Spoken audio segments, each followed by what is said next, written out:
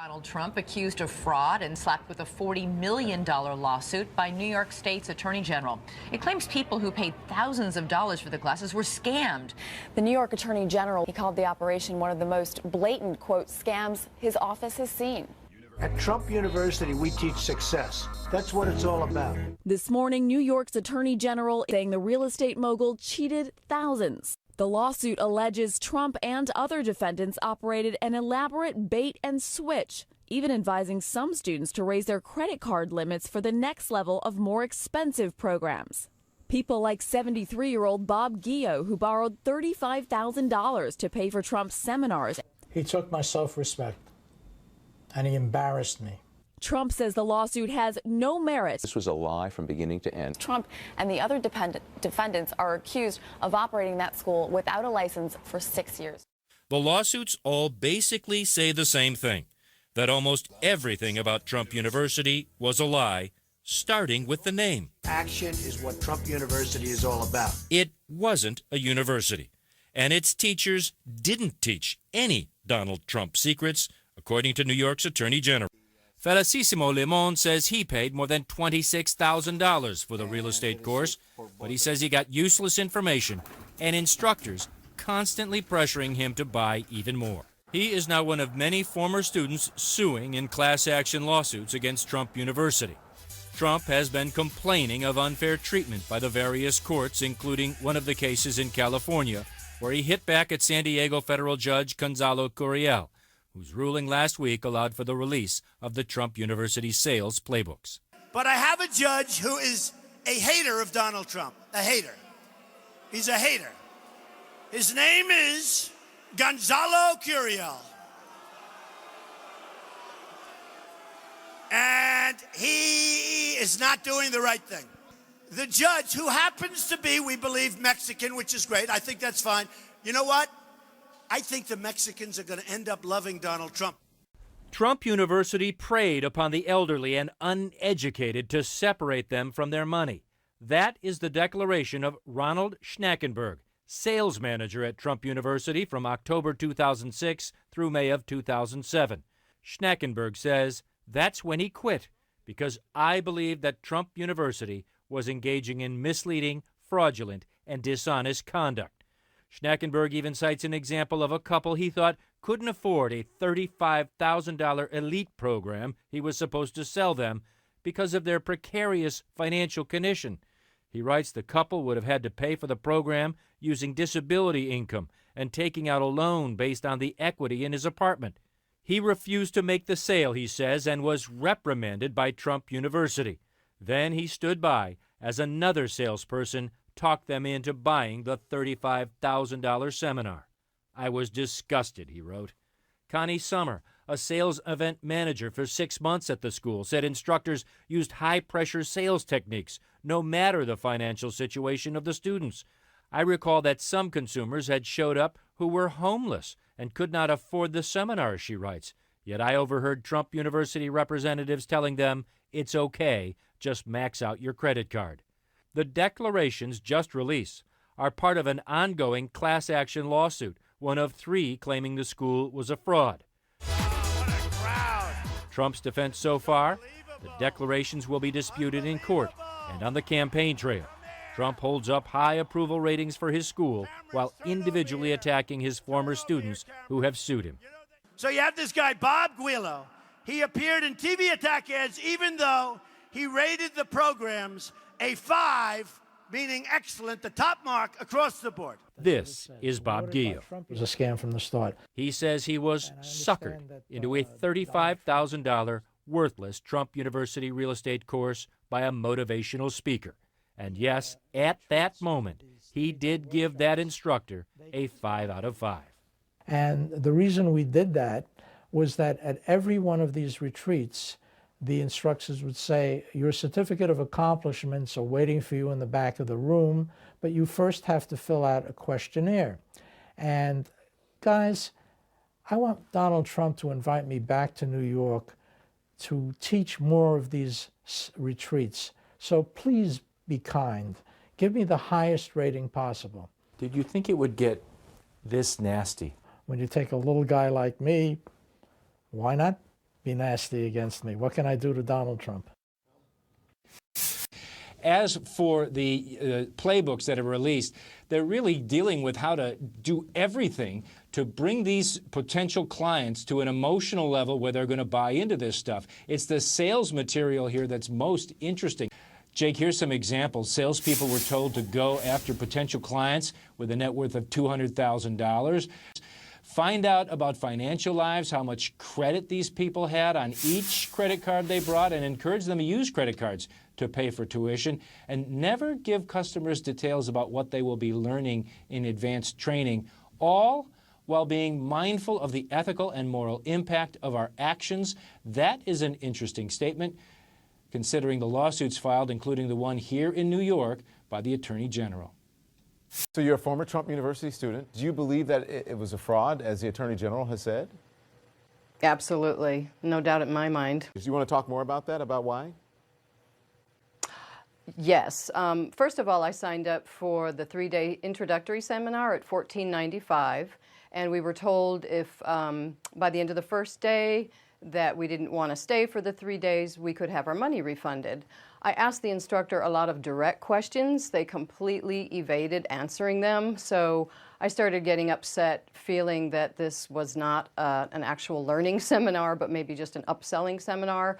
I tried to get my money back, and two other instructors were brought over and basically cornered me, telling me that I just didn't understand the material. I was confused. It's overwhelming. It's real estate. After all, I'm a newbie. If I just stay for 3 days, you know, everything will become clear. So I had a very hard time from the get-go trying to get my money back. Okay, so $1,495 we're talking about, right? Okay. That was the initial seminar, That's not chump change. It's a pretty good chunk of money.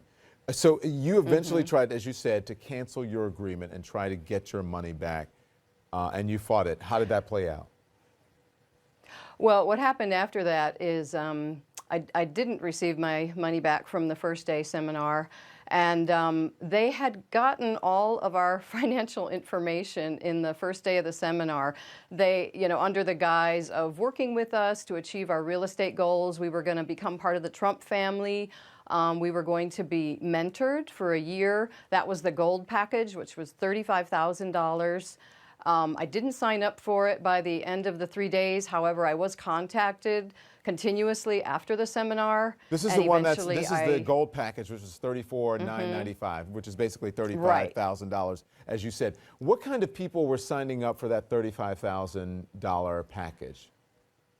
There was a lot of seniors there that had lost money in the stock market, you know, so they were working with trying to rebuild their retirement. There was some husband-wife teams.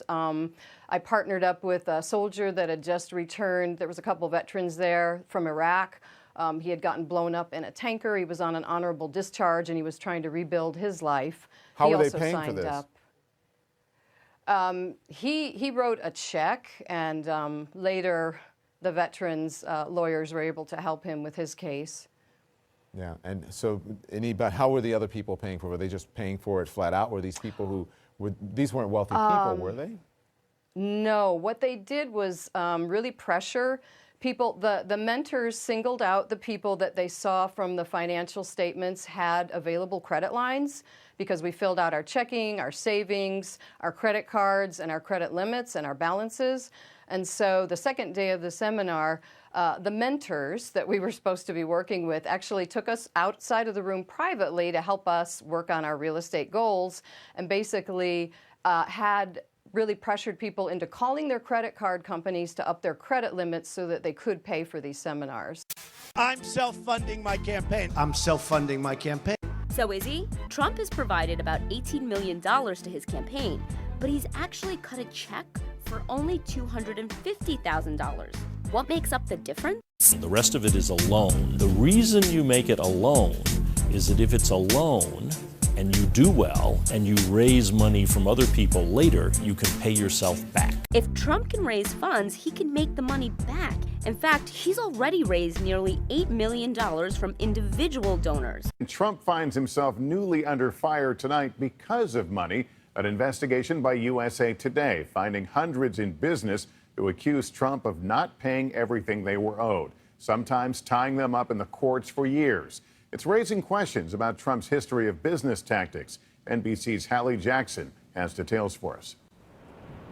At Harrah's Casino in Trump Plaza Hotel, the original slot machines sat on bases built by the Friels, Philadelphia cabinet makers, who won a contract for the construction in the 80s, but lost more than $80,000 in the process. Paul Friel says they just never got paid in full. It absolutely was the beginning of the end. 5 years after finishing the work, the family business out of business. It hurt right up until the end when my father died 9 years ago. He talked about it a lot. He was not proud to have been involved with Donald Trump.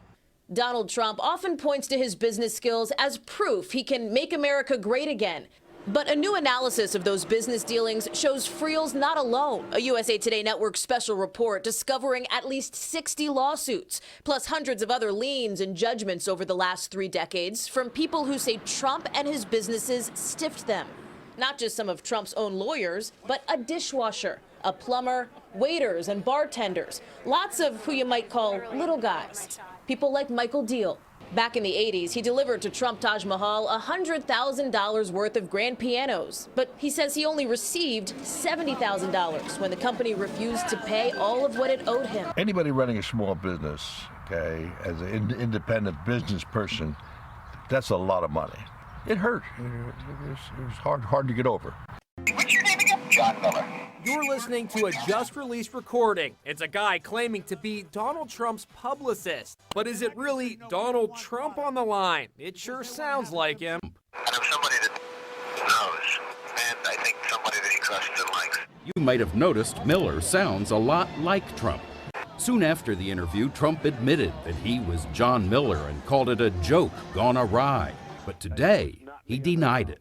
It was not me on the phone, and it doesn't sound like me on the phone, I will tell you that. Yes, of course it's Donald.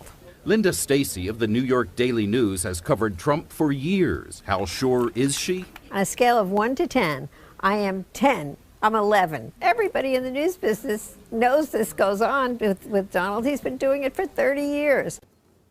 Today, the Washington Post was interviewing Trump about his finances when a reporter asked him if he had ever employed someone named John Miller. We're told the phone suddenly went dead. We also asked the Trump campaign for a comment about John Miller, but no spokesman of any name returned. Investors say the Trump name was a great selling point, and they thought that if it was good enough for Trump, then it must be a safe bet. William Flynn wanted to buy a vacation home for his family. In 2007, after seeing a new development planned for this location in Baja, Mexico, he put down a deposit so he could have a beachfront getaway just 1 hour from San Diego. At a VIP party, condo buyers shared their faith in the project. The Trump name was a big thing for us.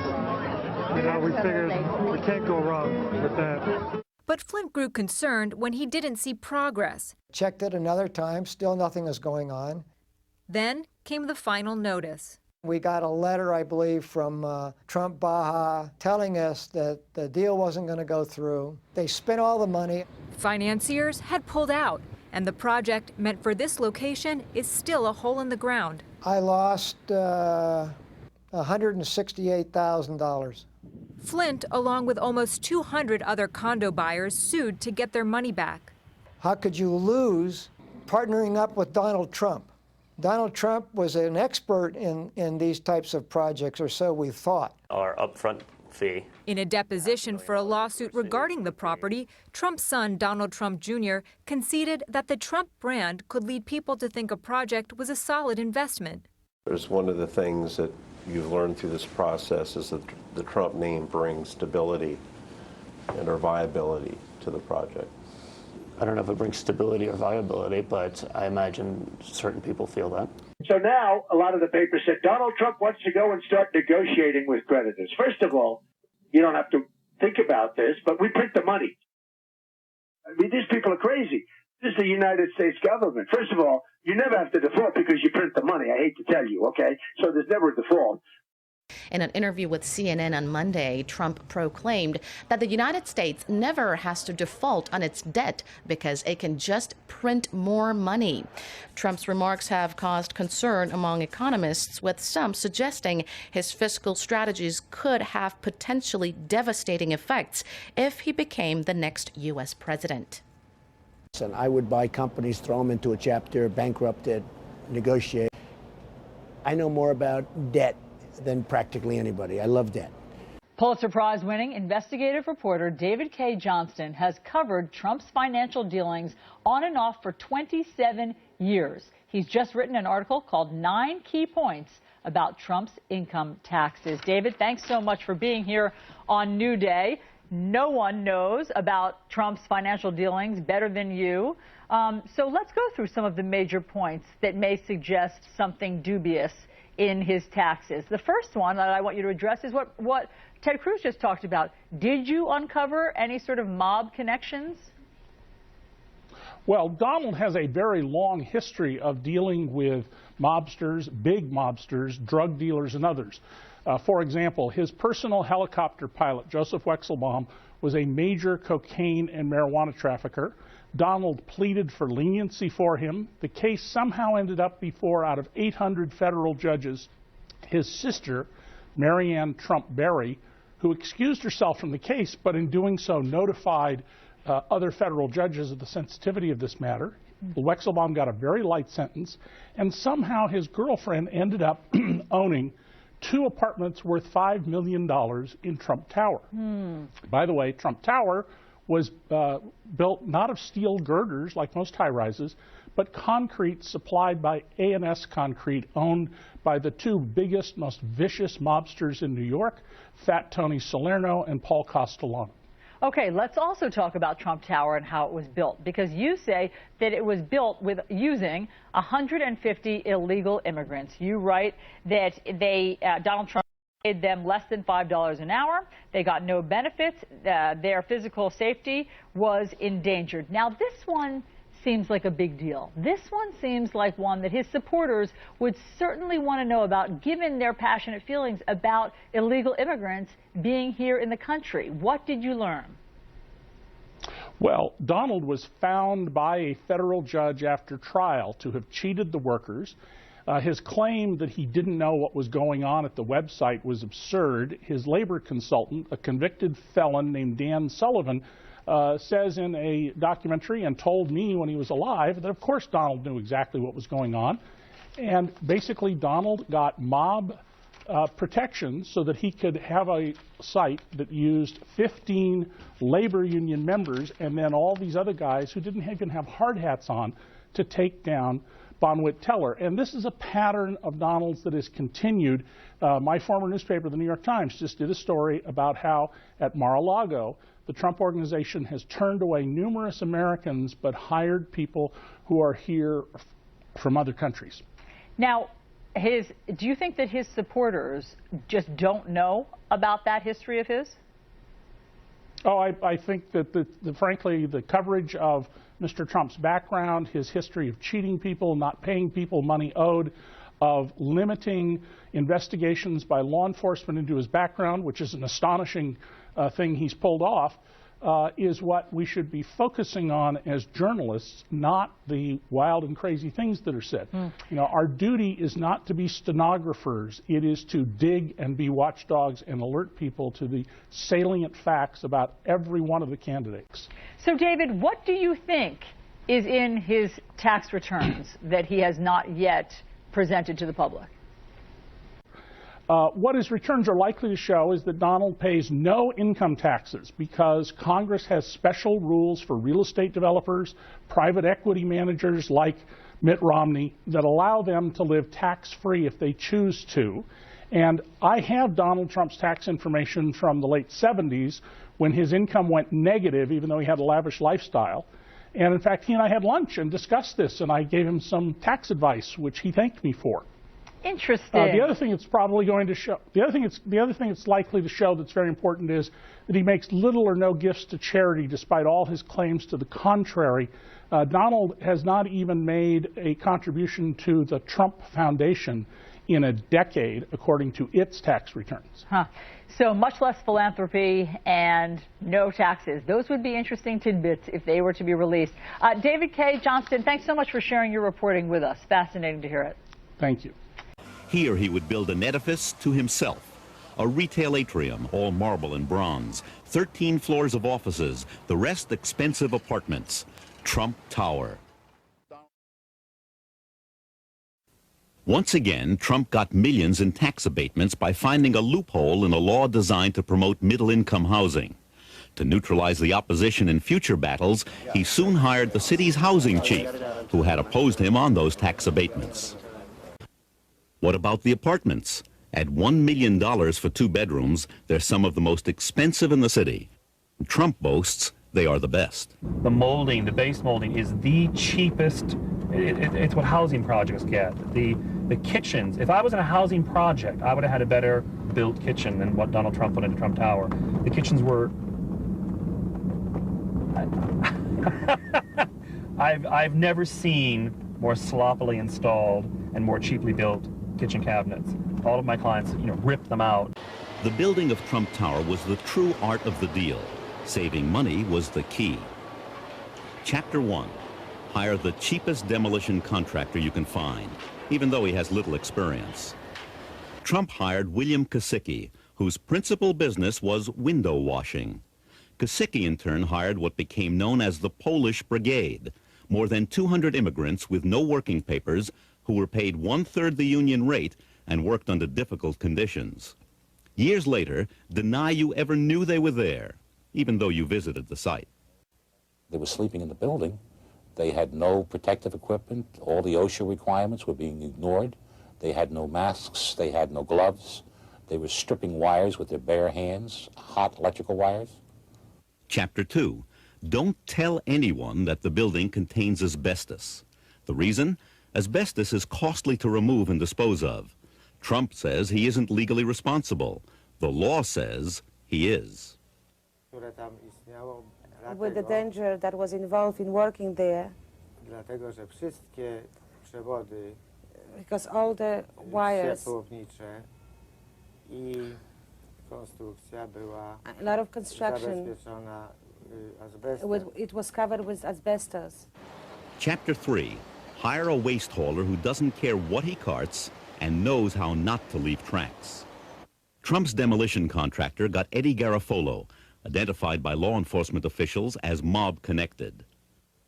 In August of 1990, while reportedly cooperating with federal authorities investigating racketeering in the construction trades, Garofalo was shot to death gangland style in his driveway. In the dead man's pocket, a wad of cash and a high-rated comp card for the Trump Taj Mahal. Chapter 6. Threaten the lawyer that the Polish illegals hire after your cheap contractor defaults on paying them. Make sure that the threats aren't traceable in case the guy isn't scared off. Mr. Barron had told me in the one telephone conversation that I had with him that Donald Trump was upset because I was ruining his credit reputation by filing the mechanics liens, and that Mr. Trump was thinking of filing a personal lawsuit against me for $100 million for defaming his reputation. It turned out that Mr. Barron was Donald Trump's favorite alias. When this was revealed, Trump said, "What of it? Ernest Hemingway used a pen name, didn't he?" Chapter 7. Manage to stay out of trouble when your contractor is tried, found guilty, and fined for not paying his Polish illegals. And at any moment, this should have fell out of bed. Now, the people you got to ask the questions through is over in Newark, New Jersey, in the Department of Justice, where, interestingly enough, Donald's sister worked. She was the number 3 person in the office. The assistant U.S. attorney said, don't mention the name Trump inside here. If you want to talk about Trump, just say, let's go outside and take a walk. At the time, Trump's sister was an assistant in the U.S. Attorney's office in Newark. Today, she's a federal judge. Chapter 8. Have Daniel Sullivan make peace between the union and non-union workers on the tower. In late July, July 27, Donald called me and asked me to please come to New York because he had a major problem. The employees he represented on the demolition of the Bonwit Teller building were going to hang one of his vice presidents, Tom McCary, off the building. Prevent the hanging, but a decade later face legal charges that you defrauded the union pension and welfare fund. What do you think? You got to beat this work, Donald? Chapter 9. To build the largest concrete structure in New York City, turn again to Roy Cohn. Cohn is also the lawyer for the New York crime boss who controls the concrete business. Payoffs from contractors are dropped off at Cohn's office, so he may get paid twice for his services here. But then, you get who you pay for. Conclusion. In every respect, the building was pure Trump. Behind every facade, another facade.